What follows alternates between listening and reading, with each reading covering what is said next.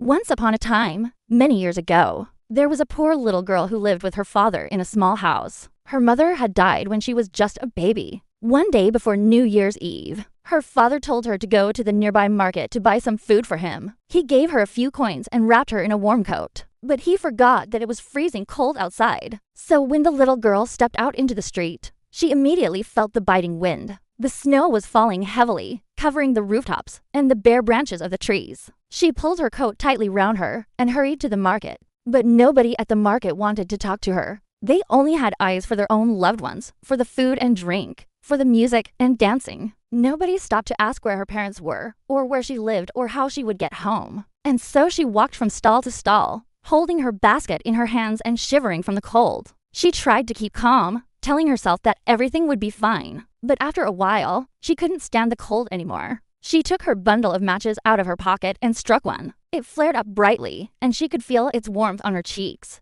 At the same moment, she saw a vision. In the flickering light, she saw a warm fireplace crackling merrily inside a cozy living room. It was surrounded by comfortable armchairs, and above the mantelpiece was a portrait of a beautiful lady. She smiled kindly at the child. Then the match went out and the vision vanished. But as soon as she lit another match, the vision came back. She saw the fire burning brightly, and she could hear the sound of her own laughter echoing through the room. But then the match went out again, and the vision was gone. She tried to remember the feeling of warmth and happiness, but the cold kept seeping into her bones. Determined to find some shelter, she walked to the other end of the market. There she saw a magnificent shop window decorated for the holidays. Inside she could see a huge Christmas tree glittering with thousands of lights. It was surrounded by mountains of presents, and above it was a giant star. She stood there mesmerized until the match went out in her hand. Then she quickly lit another one. This time the vision was even more beautiful than before. She saw the Christmas tree sparkling with thousands of golden stars. She could almost reach out and touch its branches, which seemed to beckon her closer. She wanted to run into the street, to dash across the road and hide under the tree.